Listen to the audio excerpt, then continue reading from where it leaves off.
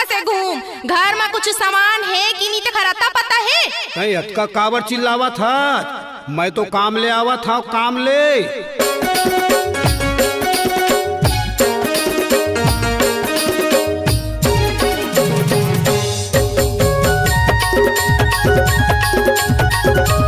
ए संगीता सुन ना। चल हट।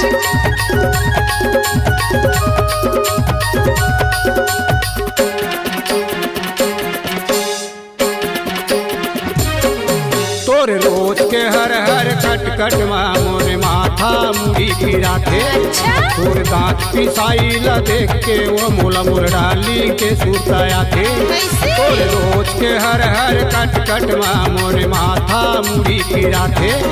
तोरे दांत पिसाई ला देख के वो मोला मोर डाली के सुताया तू थे। दांत पिसाता? वो रोज के मोर इंतजार करे, हंस हंस के मोला प्यार करे। वो रोज के मोर इंतजार करे, हंस हंस के मोला प्यार करे। पंचतिया में लगा के अपन तन मन में बसा के, ओ रोज के हर हर कट कट मोरे माथा मुड़ी गिरा थे। और दांत पिसाई ला देख के वो मोला मोर डाली के सुताया थे।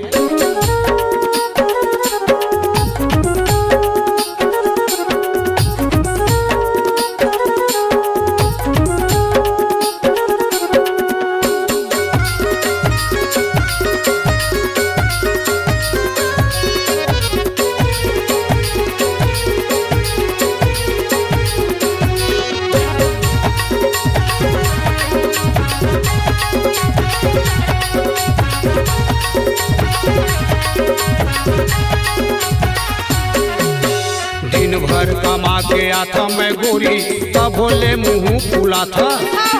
माया पीड़ित हा चूल हम गए तो रोज के झगड़ा मता था।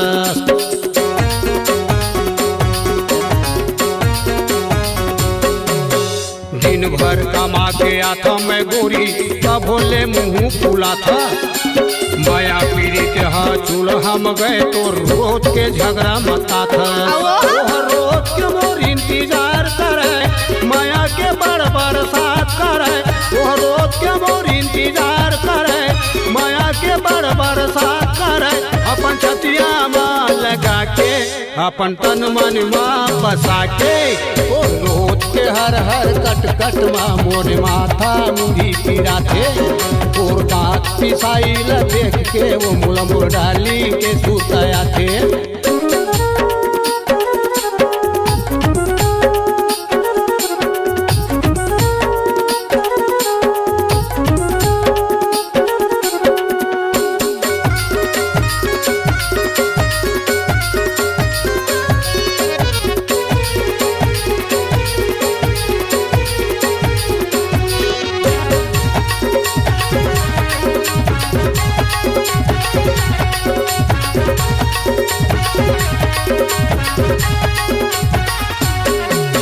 नवा नवा तय आए रहे सो 4 दिन मया दिखाए।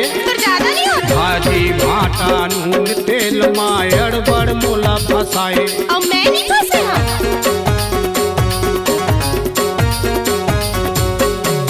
नवा नवा तय आए रहे सो 4 दिन मया दिखाए। भाजी भाटा नून तेल मायड़ बड़ मोला फसाए। रोज के मोर इंतजार करे, मीठ मीठ मोर संग बात करे। वो रोज के मोर इंतजार करे, मीठ मीठ मोर संग बात करे।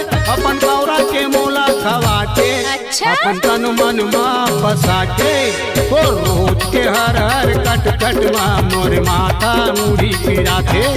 तोर दांत पिसाई ला देख के वो मोला मोर डाली के सुताया थे। तो रोज के हर हर कट कट मोरे माथा मुड़ी पीरा थे। तोर दांत पिसाई ला देख के वो मोला मोर डाली के सुताया थे। मोर आइटम के सुताया थे। अच्छा? मोर जान के सुताया थे। जाना? मोर माल के सुताया थे। मोर मयानू के सुताया थे।